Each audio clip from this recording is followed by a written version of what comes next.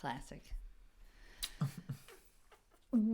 I know. Ew, that reminds me of people that talk on camera solo and they're drinking their drink it's like, why did you start the camera then take a drink? It's like, take the drink and then start the camera. Like, we don't have to watch you drink your drink. Do you know who Ryan Trahan is? No. Traded a penny across the country to deliver to Mr. Beast. No. I am not in with the times. He did that. No, he takes his microphone and he exaggerates drinking stuff, and it's funny. And part of me thinks he's like making fun of people that do that. So he's like. But he's also I'm annoyed that you just did that. Oh yeah, like if you're wearing headphones and it's turned up. I've been doing it. I'm just I've been drinking tea while we do this. But when someone else is talking, it's fine because you're not. But if it's like you're talking by yourself and you're gonna hold on, it's like. Ugh, whatever. I'm just annoyed by it. Sorry. Now it makes me not want to drink anything for the rest of this. What? What podcast is this? It's been a minute. So, podcast 11 was the last one. You just rewatched it? Yeah. Listen to it? Mm-hmm. Yeah.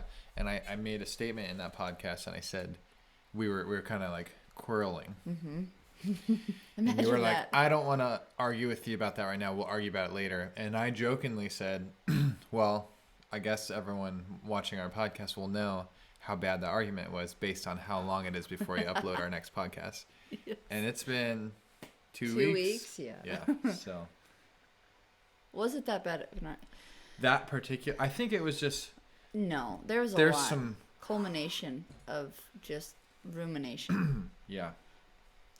Anyway, just sweep that under the rug real quick. No. First of all, let me say something here real quick. I feel like I have read 2 books in that time. And I feel like I don't know, I feel like I've just realized a lot of things about myself, and I'm like, ew. That's helpful. That's all I wanted to say. Yeah. Ew. I have learned during that process these last 2 weeks. Mm-hmm. I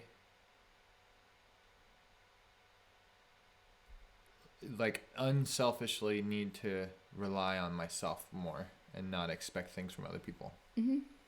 That's great. And I think a lot of times... That is great because it takes the pressure off of other people. Yeah. And I think there's this battle that I have with myself where I don't want to grow without growing with other people. And so I get almost angry or frustrated with other people. Do you get scared? No. Well, yeah, but not about this. I'm saying scared about if you grow without other people, will you be at a different place? Sure. So, you're okay. Yeah, sure. So let me get there. Okay. So I get frustrated because it's I don't want to grow. I want to grow all together.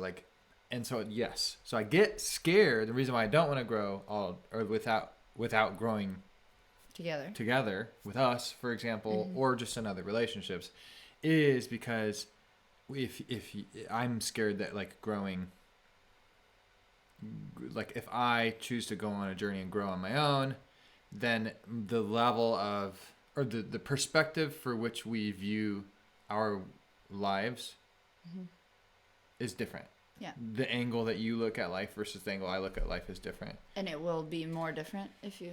And it has the opportunity to, we're just viewing things differently. And I think that scares me. Yeah. And so that's kind of, where I'm at. I don't disagree with that still, but I do realize that I think I can make it easier for other people to mm-hmm. be around me by lowering my expectation of them to be around me. Sure. And raising the expectation for myself, allowing myself to grow by myself. Mm-hmm. Yeah. And I think for me, realizing I don't need to be in fear of that process of you going on your lonesome journey because I'm like, oh wait, hold on, like I can trust in my relationship with God or in my relationship with my own children and with you. I can trust in that enough to like let everything be individualized. And I think that's what I'm realizing was like, I think that, yeah, you and I both, as much as you were saying, I relied on you a lot, I was relying on you too. You know, like we do that a lot where we put each other's eggs in each other's baskets and we're like, hold up. And that's not a bad thing because we're one, but there is a point where you're like, okay, no, like, I think who am I and who are you? The scary part for me in this last few weeks was like coming to the realization, like I've grown over the last 10 years. The thing that I've learned to love about you was like our ability to grow together. Yeah. So by letting go of that, it makes me kind of have to like relearn how to love you again. Yeah. And so that was like kind of the breaking point for me, you know, a week ago was, and that's like the base of the fear was like, yeah, there were a lot of what do I love about you? Yeah. And like, how can I pursue you without it needing to be based on this idea of like always growing together. So, and so. Yeah. And as much as that reality of, or the, you coming to that place and then communicating it was like scary for me, it also is like really freeing for me to realize like, yeah, it's necessary. Oh wait, yeah. I mean, and even like it, and then you even made the joke after the next day that we had this big conversation. We were at the BMX track and we were up in the live stream. We were setting up live stream and you were like, it feels like we're dating again, and I was like, no, I didn't say it feels like we're dating. No, it said it. I said, I guess one positive about this is that we have the opportunity to kind of like date, like date. Date again. It can be like dating. It felt very much like that in it's that like, moment who are that you you? said that. I gotta figure out who you are. And then we like hugged and like kind of this mysterious, yeah, it was a good feeling. Anyways, that was cool. So here we are, we're here. Yeah. But topics for today, dude. I want to hear it. I want to hear what we were just upstairs talking about something. Unless you have where you want to get through that. No. Well, what is this? No, this is just I don't know. Okay. I pulled up notes. Yeah, I don't want to do that. I want to talk about so chocolate covered coffee beans. Yeah, okay. Yeah. So we live in the small town now. And it's interesting because let's share like what would you not want to share, like what's going on? Yeah, no, I'll share what's going on. Okay. I'm getting there. Okay. So like I've been watching this town. There's 20,000 people in this town. Over the last few years, just kind of like watching it grow. Stuff's opening up again after the pandemic. And realizing like it's pretty secluded. So like the people here, not that they're cut off from the world as much as like from an economic standpoint, there's not a lot of outside influence. And so when it comes to like businesses and restaurants and like different establishments downtown, for example, there's like a lot of good things. But what I've realized is like the people that start this and put efforts towards them, like don't really have a lot of experience outside of kind of like our small town to pull from.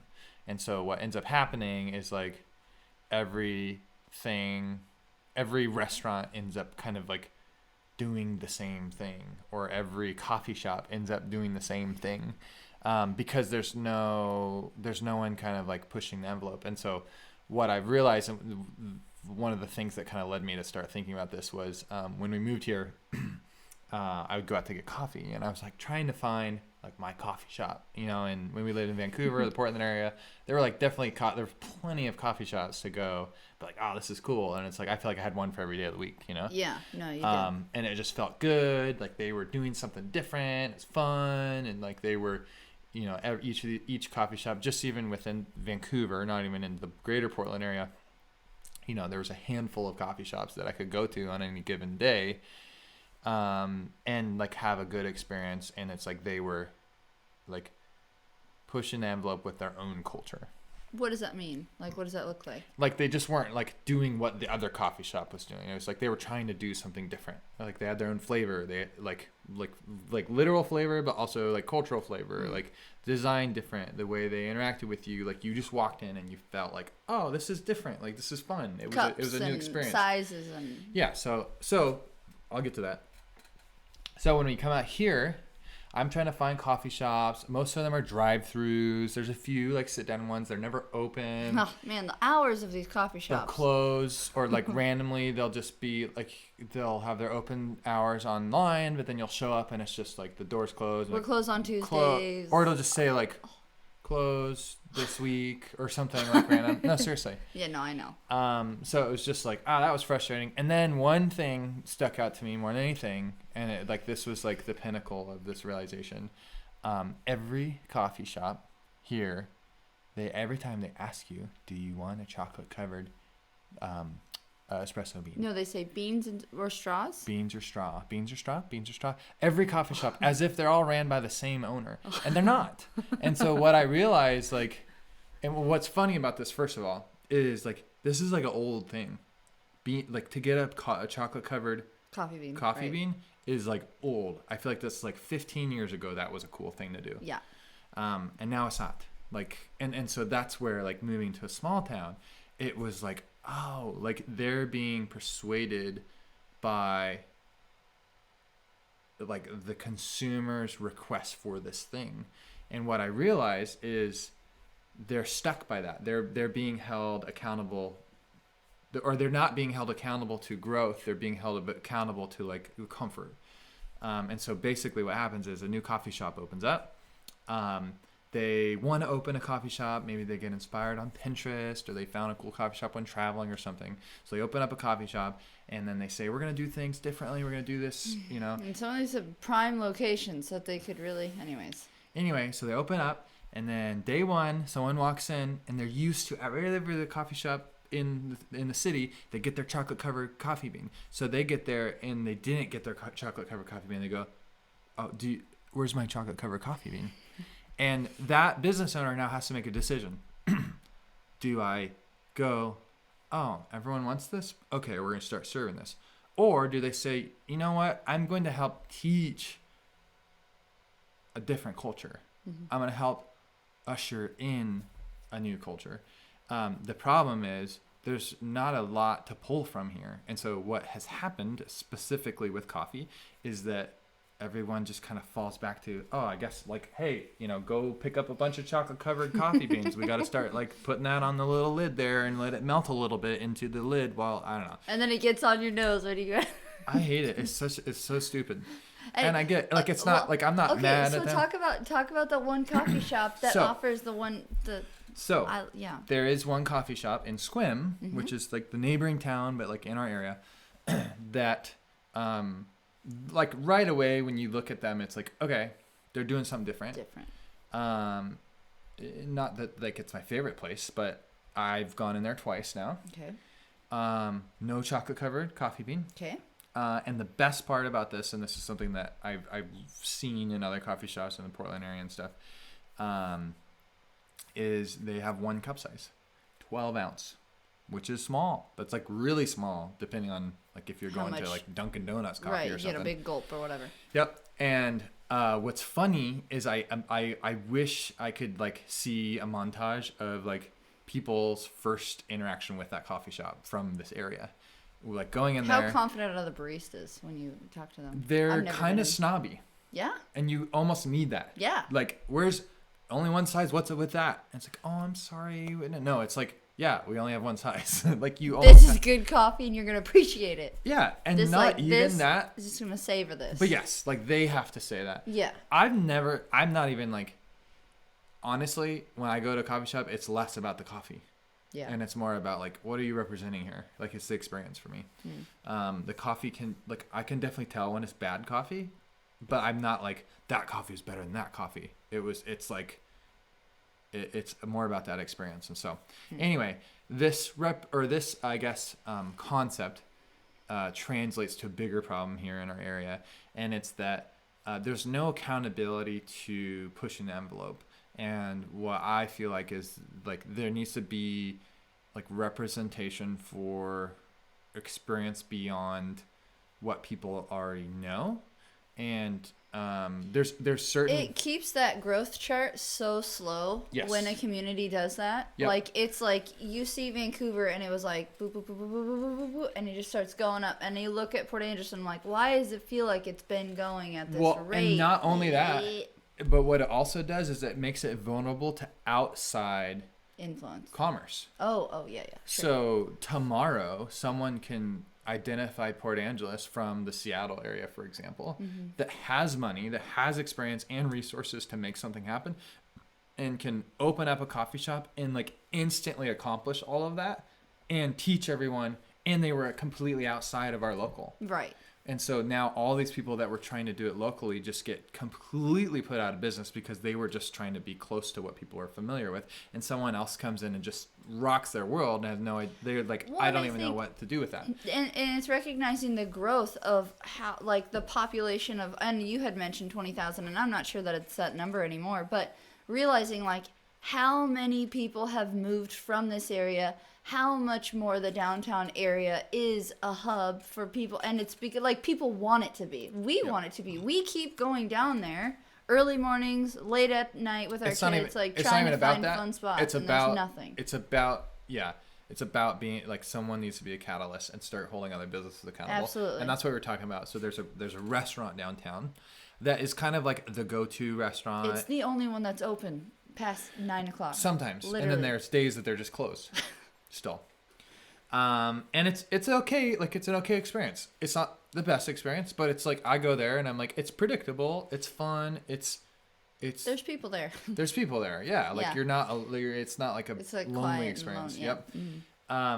Yep. That being said, they don't have any, like no one's holding them accountable to growing. So they kind of get away with like being a little bit sloppy, and like there's, whether that is cleanliness or their hours of operation or their like what they offer or even their service and how hospitable they are, they're not really held accountable to any of that because they're the place. They're so they're kind of like, and by far, like there's no one else that offers what they offer. Their food is good too, so it's fine. Right. It's not good. It's fine. But it's like, it's good food. Does it look as pretty or as appealing as it could? Here's the thing. But fish tacos are. Okay. Anyways, sorry. The point I'm getting at is like they do everything kind of like 75% well, but they do everything 75% well. Most of the business in town do like some things 75% well, and the other things are zero. Right. So this is the only place that's kind of like they kind of do an okay job of checking everything off the list. The problem is no one else is even close, and so they can just get away. They could dip to 70 and 65 if they wanted to, and it wouldn't even make a difference to their business. And that's the problem, is there's no like economic accountability to the businesses in our city, and that's what I want to help. One is obviously not just be this like annoying pressure, but like be this annoying pressure because there's other local people doing it well as well, and we're all growing. And what happens with like the hours, for example, is like right now I think there's not like an agreement, but it's just like people start doing it. Like downtown is closed Mondays, and like a lot of businesses are also closed Tuesdays, and they close down Tuesdays. at like 4 p.m. Stuff closes at like 4. We like there's people that live here 24/7.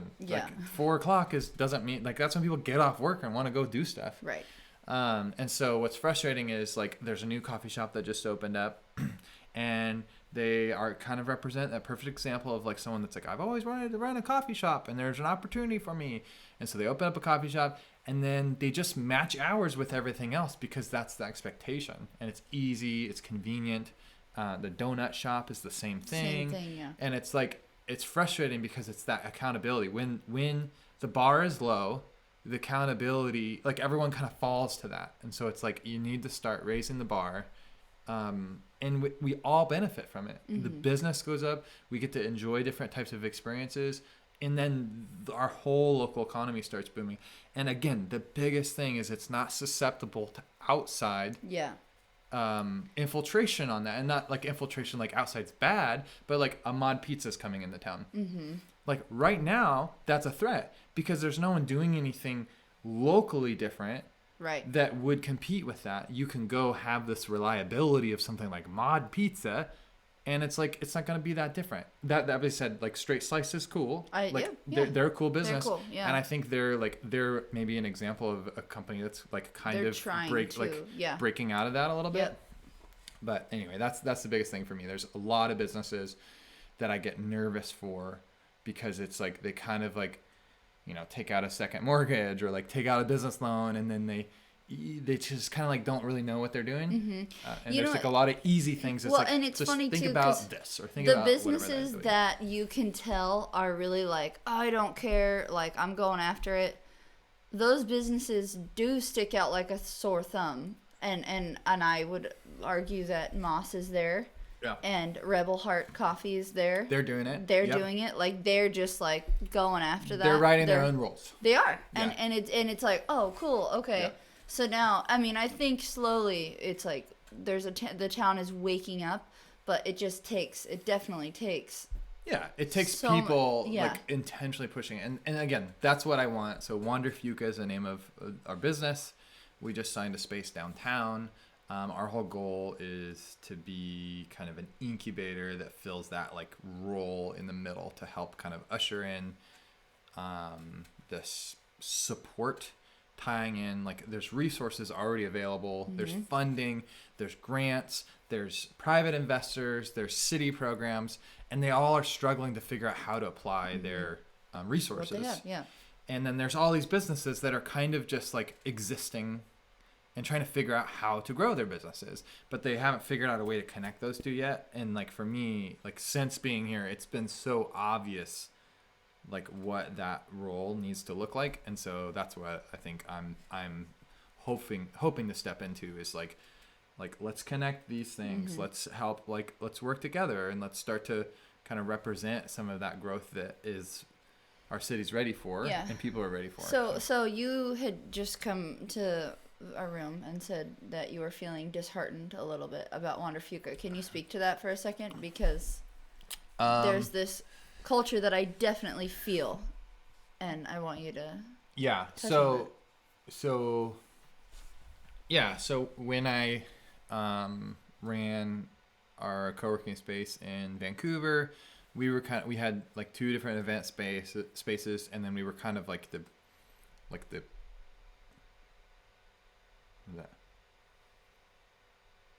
I don't know. We're about to find out.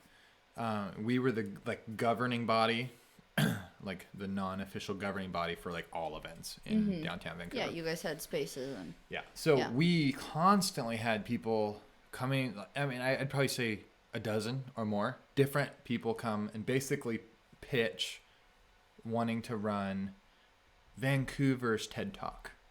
Like legit, like and it was like a pretty predictable pitch from people. It got to a point where it was pretty predictable. And what was frustrating is like everyone kind of needed it to be their own thing. And it's like, hey, 98% of what you're saying is exactly what that guy wants over there. Why don't you go talk to him? And you guys can like work together and make it even better. But it's like they didn't. It's just like they wanted full control of it, and they wanted full control, and they're like they were telling themselves and me that it's like this is for the community and we need it. But it's like, okay, if that's really how you feel, then you should be able to like work with someone else on this. Like, but it really ended up being like kind of a self-interest or self-promotive, thing. And so it's just frustrating. And like, so that became kind of like the TED Talk of Vancouver dilemma that I felt like it was like this. It was like it became a thing, and it was just hilarious. Then when we did have something, it was like not that good because it was being pulled in so many directions. Fine. It was fine. It was just that we had. It wasn't like, as good as it could have been. There were people like withholding their. It became political because people would withhold their support because then they were trying to support this one and not that one, and it was like, man. Like, and then you get speakers for this one and not that one. And it's like, our town's not big enough to have 3 TED Talk, different branded. So it was frustrating and it was confusing. Yeah. Like from a like a member of the community, you're trying to figure out like there's no coordination between these, and you're like, didn't that just happen? Like, no, that was different. I followed that on Facebook, but then we have this event over here at this space. Right. It's just confusing. And so like for me, especially now in a smaller market, I'm like, okay, how can I come in and offer something that's supportive, but isn't necessarily taken away from someone else's ability to do what they do well. And so I came into the room and talked to you because I was feeling I'm You've met a couple owners lately, and you're like, right? I'm getting anxious about like the receptiveness of trying to get involved. Like, and it's like bringing the people together. Well, and it's like they like some business owners downtown have their like they've got their clique, they've got their control, like their comfort zone, and it's like I like the things they wear there. I can kind of control it, and if you come in and try to like disturb it, and I do have to wonder how much of COVID did this to these communities and business owners, because you think about the type of person that runs that restaurant and the type of person that owns that bookstore right across from each other, and what kind of like butting heads that has done. You have to think about that playing in the political scheme of, maybe that created tension over time, and now you're coming into this picture after the fact being like, let's break down these walls here and rebuild together as a community, and not but we don't know. I'm not talking about that kind of. I get that kind of stuff. You parked in front of my business, and that's frustrating. Like that's petty stuff. That I get it. Like humans just get weird about stuff like that. I'm not even talking about that. No, I know you're not. Like, I'm just bringing up the fact that there could have been some form of just. I think people feel threat. Like so, for me, I'm trying to figure out how not to come into the scene and seem like an invasive species. Exactly. Right. Yeah. And so for me, I'm like trying to be careful. He literally has kept telling me, we're just gonna be slow. We're gonna be slow with our branding. I want to get to know everyone. Yeah. People aren't gonna know what's going on in this space for a while, and I'm like, I don't even know what's going on in this space. Yeah. It's like I have some ideas, but it's like they might not, like someone else might be doing them, and I don't want to, like take away from someone else. And that's what I do love about you. I'm glad that you're in that space. Like that gets it going. But I love you and your ability to just like feel things and like let it come. And because I definitely would be the bulldozer. I'm the newbie. Yeah. So I recognize I'm the newbie here. Yeah. So for me, I think the first season of my existence in this business is to like listen. Yeah. And hear what are the needs, what is being represented, and how can I help. I can't see it. So if you're trying to do something, how can I help you do that? Because I thought that no one was doing it, I was going to do it. But you're trying to do it, so how can I help you do it better? Right? Yeah. So and that's like I love that. If you're offering meeting space, for example, and I didn't see it from any of the stuff that I, like I'm looking for it, how can I help other people find it? Sure. Because you're obviously like, if you want to get to a place to where you're representing that space, then you need to do a better job.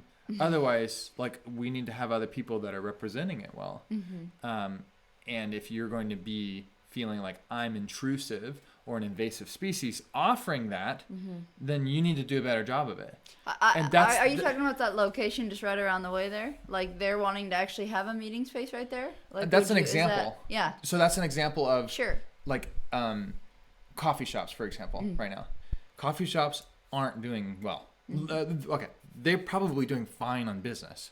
In terms of representing culture and like taking advantage of how the city's growing and tourism during summer, are you joking me? Yeah, are you kidding me? They're not doing well in my eyes. Right. And I think that there's a huge vulnerability for someone from the outside to just come in and like, I just did it way better than you, and I just took inspiration from outside and brought it here, and now you guys are obsolete. What that did, what that means right now is our current economic structure is vulnerable to outside infiltration. And if the people that are existing in the commerce space now want to stay relevant, they need to start upping their game. I mean, that's what it really comes down to. Absolutely. And that's where it's like you can feel threatened, but you need to feel threatened, because what that does is it helps you start to problem solve and raise the bar. So what brings you the most joy through all of this? I mean, like, because it's crazy to me, because you literally, like, this mentality that it sounds almost like unbelievable. And I'm going to talk about my dad here for a second. My dad, when we were talking about finances or something as a family, you had made a flippant comment about something that was like, I don't care about money. And it's like, me as your wife absolutely knows that to be a true statement. Yeah. But my dad was like, and my dad was like, you're joking, like, you're kidding. And then later, a couple days later, he came back and was like, no, once I thought about that's like evident in who you are. So he was like, but with that comment, like, you continually do this, even that's why you've been abused and kind of stepped on a little bit in past business relationships sometimes, because you get into, it's a dog-eat-dog world. And I remember so many times where you've been like, do we have to be like this as business owners? Like, do we have to, is this the only way to be a successful, owner of something? And you're like, I legit don't know. Is this the only way? Well, and you're like, because I don't want to become that, because it takes away the joy from, And that's the thing. I think people respond. So even this, like, person that I've been meeting with, I'm like, I want to work with them. Yeah. Like, I feel like it'd be really fun. But I feel like me saying my ideas, I feel like human nature is to, like, go like this, like, oh, you're gonna, like, take away from my ability. But for me, it's like, no, let's, like, share and, like, let's work together. Like, yeah. And well, so that's the thing that I get disheartened sometimes. And I feel like sorry, it's just so funny, because even, like, you saying that, you did that with a collective co-working space, and you literally you had these two guys' ideas over here, your idea, this guy's idea over here, but this guy didn't really care that much, so you were like, let's bring it all together and do it. And what ended up thriving? The thing that benefited the community the most. Was it their idea? No. Was it his idea? No. It was the thing that benefited the community. And what did you get out of it? Nothing. You got a heel to the head is what you ended up getting. Well, that's what it felt like. So now I'm wondering, how can you go about doing this in a community? And what I love about your position right now is that there is no stake in the game. You have nothing to lose. It's going to bring you joy, and it always has brought you joy. And there could be, I'm just like, I don't know. I'm sorry. I'm going off on a big old tangent here. But I'm definitely just kind of wondering, like, what is it? What is it in you, Kylan Johnson, that brings you joy? Like, how do you like doing this? I like facilitating. Yeah. I don't like being in a place of needing to, like, create and own my own things. Like, even when it comes to, like, music or designs. Yeah. I just think about, like, how can you not want to have your name on that? Or, like, admiration for how great you are. Like, that's a very human thing. When I need to design something, I find something else that speaks to me, and then I take that and I add to it.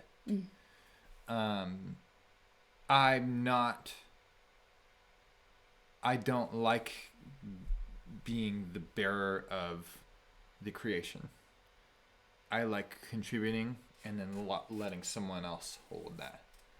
And so it's like, I think even like with BreckyBreck, it's like, I think, like, when you think about it from this perspective, I think that's why it's so frustrating to me, because I've been trying to just, like, take it. Yeah, like, it's falling and I'm like, on my no, shoulders. But we're in this together. And I'm saying, take it. And you're like, stop. You need to own it. And those are what I've been saying.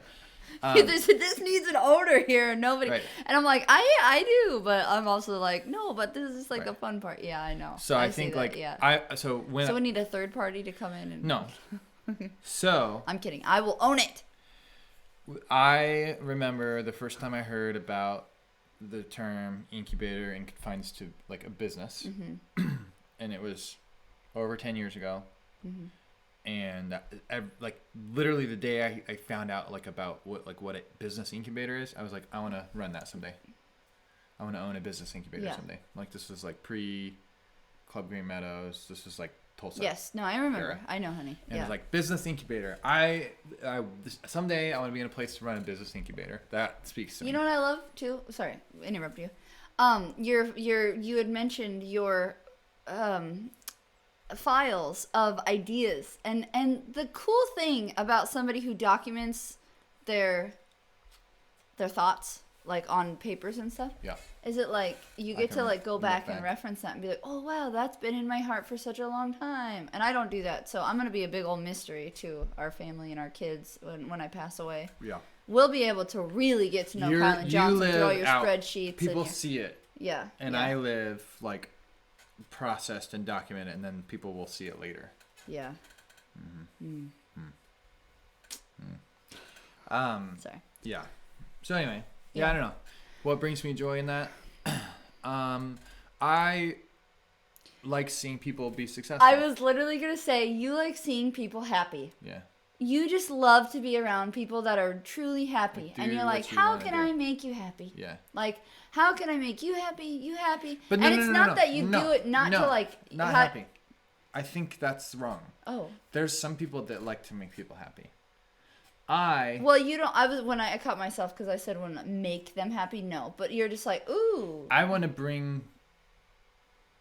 to help people experience joy. That's different than make people happy. Yeah. Make people happy is like serve their immediate surface need. Yeah. Help people experience joy is get to a deeper sense of worth. Sure. Absolutely. Yeah, I'd say. And when people come up to you and they say, when you are like in a conversation with someone and you catch a glimpse of something that they're passionate about, or it's like the little spark in their voice then you're like, ooh, I'm swimming to that thing, right. You know, like we're gonna get there, and then I'm gonna and then once you do that, you're like, let's make a cake. Yep. You know, at 2 or 3 in the morning, or let's. We're doing it. We're gonna do it right now. What's like stopping you from doing it? Yeah. Right. And now that's my mission. Is like I'm gonna help you get to that. Yeah. Yeah. Absolutely. Well, that's really cool. Well, and I think that's what like co-working fuels me so much is because that like all the people that end up being a part of that community are people that are like broken down. They've already like peeled back those layers, and now they're like starting to pursue that thing, and like it's a piece of what the incubator is. Mm-hmm. The incubator is now like an acceptance into working on it, where the co-working is like we're around each other, but we're not necessarily working on it. So it's like if I can figure out a way to like offer incubator services that are effective, that like I can afford to do too. Again, that's the problem is like, I joked around like if BreckyBreck made, all the money in the world, I would love to just right. Like that's what I would do. I would be like I would gift baskets. Well, no. That's not what it'd be. Oh. I would be. Like, you'd be the philanthropist husband. Yes, like I would just like to take all your money and then go like just do put all it, the things. Yeah. You would do that too. And I think like this. I don't know. I'm just like having these thoughts. I'm just like thinking about living no lies and thinking about how. Another book that I started reading. I'm almost done with it, actually. But I was thinking about how your joy is like very, like it's on the surface. Like there's not a lot. It's not like deep down there and you gotta like dig to get to it. Yours is very right here. So you live a very vulnerable life. So it's like you can just kind of access joy. You can access yours. And people can tap that, you can like boop bop, it's easy. It's right here. You keep it very in a vulnerable position. And that's like, that's a magnetizing person to be around because it's like, ooh, wow, like they're right there living in it, almost constantly. And when you're not in a place of that, that's when that's what Kylan at his most unhealthy space is like, oh, you're telling me to put a layer of crust over the top of my joyometer here? Like, that's going to be detrimental to who I am and everything that I am. And I realize for myself, like, I'm a very much like this way. Like, you're like this and I'm like this. And it's like, I gotta keep all this out of my hole. It's like trying to dig in the sand, and it's just like the water's coming, you're just that's how it feels for me sometimes. And I'm realizing, like, to access your joy. Yeah, to access, like, my true joy, and realizing, like, what are my values that differentiate from your values? Like, I need affirmation for something. Like, good job. Thanks for doing the dishes, babe. You're doing great with the kids. Like, all this. And it's like, because I operate like that, not that it's not right, wrong, but it's just like, because I operate like that, what can I do to help myself keep that level of joy easily accessible, like yours, like spread out like a freaking fish tank? It's just like, it's just right there, it's all open and it's easy to get to. And I feel like that's such a hard thing for me to understand and recognize in myself that, oh, first of all, when you have people in your life like that can be that have their joy kind of spread out across the board, it's like a valuable asset. And for me, I'm like, man, it's miserable to be constantly digging this up. So I'm in this process of trying to figure out how to find it and keep it right there, and like figure out how I tick. And I don't know. And I think it's just because I haven't practiced processing as much as you have, honestly. Your systems, organization with your thoughts, right? Going back to the thoughts that you had, right? Well, and I think that's why I'm excited about this next season. Is like, even this last, 3 years since leaving Collab, at the tail end of it. I thought Frankie was jigging, but he's not. I'm hearing like lots of like noises. Ticking.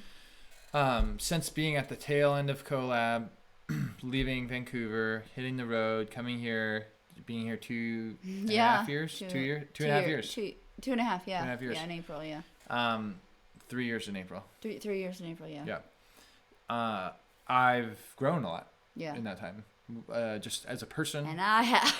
I was gonna say I'm not saying. I know. I'm like my thought process. Yeah.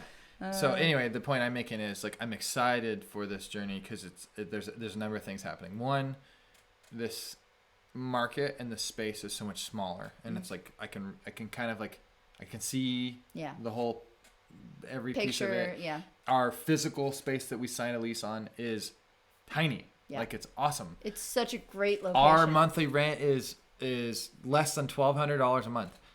The lease I signed for our Collab Pack Tower location alone was $22,000 a month. That was one of our locations. That was our bigger location. But then it was $17,000 for Main Street. Yeah, wow, that was a lot. At 24 years old. And 25. 26. Were you 26? Yeah. You were 25. Because anyway, I had just Greta. Anyways, doesn't matter. Budget's bigger, market's bigger, but I had to do a lot more and manage a lot more to hit that threshold. Dude, what a great place to be. Congratulations. I'm so excited. Yeah, so I'm excited. I'm so excited. Because it's like, I can be concerned about something, but even if it, like, at the end of the day, if nothing takes off, I have a cool office for a website design. Yeah, and, oh, man. Okay, let's and I'm downtown. Like, I'm not alone. Right. I get to meet, like, cool friends and, like, be like... Well, and also, here's the big kicker here, is that you're doing this with a friend that you've known for a very long time. Right. Someone who's also super kind like you are, and you guys are both not bulldogs that are just going to plow over people. You're both patient, you're both loving, you're gentle, and you're joy-filled. And that right there is like, oh, it's just so good. The partners I've had in the past have been... They will put up their guard in protection of... It's a dog-eat-dog world out there. And I've been the victim of that, I feel like. And like, I put myself in those situations, so I don't want to sound like... No. It's like, learning curves, though. Yeah, absolutely. And it's helped. It's like, there's been opportunities there. It's helped me. I've definitely learned a lot. I've learned what I like, what I don't like out of that. One of the biggest things was like... talking about like getting this started and signing this lease, and I was like laughing with Jordan, who I'm starting this business with, because I was like, all the things that are going to be awesome and fun to do, and he's getting excited about too, are all the things that my other business partner was like, why are you wasting your time doing this? And I'm like, so I have them like all like 90% built, and it's like, oh, switch the name, and like now we can like apply it here, and it's so much more doable and manageable, and it's like So it's funny because it's like I've like already desired to build all this stuff, and so it's just click. So even like walking in the space, it's like, oh, like internet, like setting up internet. It's like I know like access points, get the access points installed for security, for like all these like operational stuff. It's just like boom, boom, boom, and it's such a micro version of it. Yes. That it's like I can do this so quickly. What a fun thing. Yeah. That'll be awesome. I'm excited about it. Yeah, me too. Yep. Oh, cool. Well, I am. I feel it's refreshing to be in this new place. Like it's exciting to like.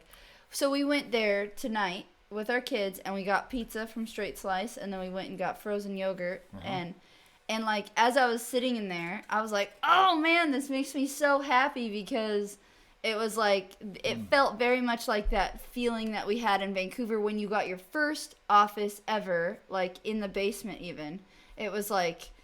I don't know. It's like that feeling of like, yes, here we go again. Like another thing that I get to watch you like do, take, and grow. It's just gonna be so fun. So I'm like totally there for the ride.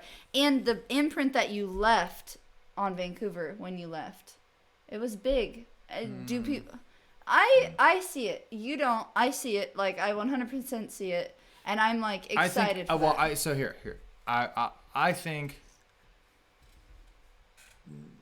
I think I encouraged healthy progress. So did I encourage healthy progress? Yes. Did I leave and people go, wow, look what Kylan did for us? Absolutely not. Like, you don't know that. I think you do not maybe know that. A handful of people were like, wow, that was fun when Kylan was here doing this thing. Or like, we miss Kylan running collab or something. Like, that's the extent of it. But I think, again, first of all, I'm not asking that. I'm not asking for this. So stop. So first of all, I'm not asking for this. I know. That's not what I was saying. Second of all, I'm not asking for it, not because please don't give it to me, but that's not my role. I know. I don't do it for that. And the reason I do it is like, I want to disrupt, I want to help, I want to connect, and I want to bounce. Yeah, exactly. Don't put my name on your plaque. I don't need my name on your plaque. Right. Like you did it. And that's why I think an incubator is such a beautiful thing, because it's like I can get credit, be a part of it, and be supportive in that. Like, an incubator traditionally, it actually has percentage ownership. So it's like if I can get to a place where it's like, okay, instead of paying me, $5,000 for a website and management for a year or two, pay me, $100 a month, and then 5% ownership in your business. Boop, boop, boop, boop, boop, boop. Do that with a handful of businesses. 5% of ownership of a business. Do you think people do that? Is that a typical thing? Yeah. Holy crap. Yeah, not for just website work, but for like management, for staffing resources. If we get an accounting partner, like there's pieces that have to come into place for that. Right. What I'm saying though is, instead of saying, "Wow, look at that cool website this dude built me and gave me some feedback on how to market myself," it's like we have one of our owners is this person, and they can come in and step in and help problem solve, right? So I think I can be a more effective role in that position, because I can have long-term involvement and feedback into the growth of a business and helping problem solve, because that's really where I come in. Well, and you just like to see people's passions, and then like, what's your passion? And I'm good at problem solving. Yeah, absolutely. So like, give me a situation, and it's like literally any situation, and it's like I can come up with like, let's try this, and let's put some pieces together, and I can visualize. Like a lot of times people have such a hard time coming up with how, I don't even know how to do this, and it's like, okay, I'm not saying I know how to do it, but I know how to take steps that we can start to figure it out. And I think that's where, like, I think my role can be really valuable, especially in a small town like this. Is like. So did you take a systems class in college or something to help learn, like? Yes, all of them. Okay. Anyway, I don't know anything, so. That's I know. The problem at the end of the day. It's like. It's fun. I like watching. Oh, I like. Is that you? Again, I'm just hearing. Like. I know. Weird. Anyway, well, this was fun. No, it was. It was. Did you actually have fun while you're not smiling? Fun. No, it's fun. Okay.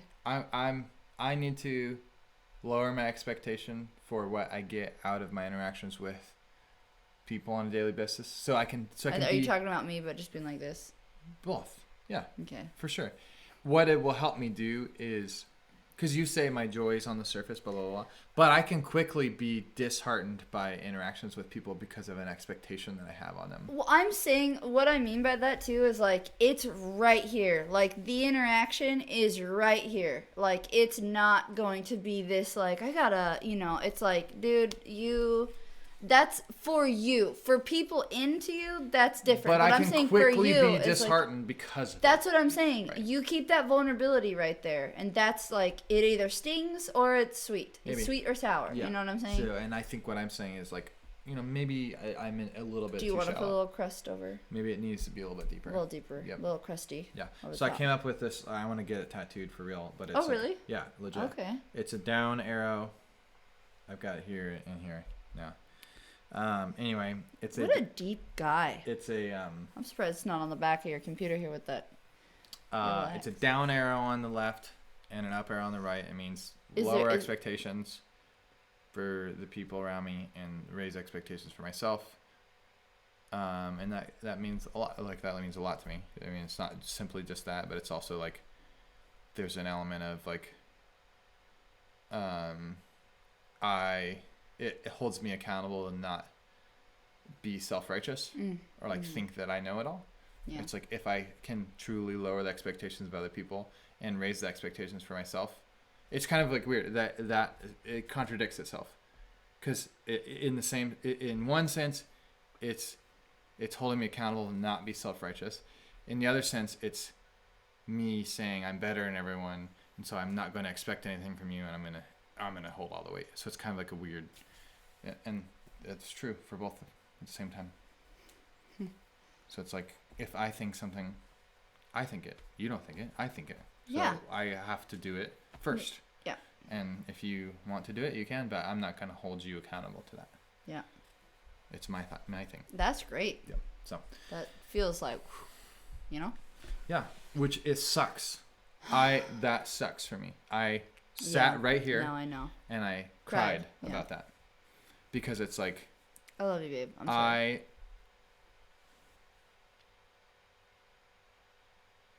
Anyway. You about to start crying again? No. I was just trying to figure out how to like talk about it. Yeah. It's like, another podcast. Or not. Or like never. I have Cheers.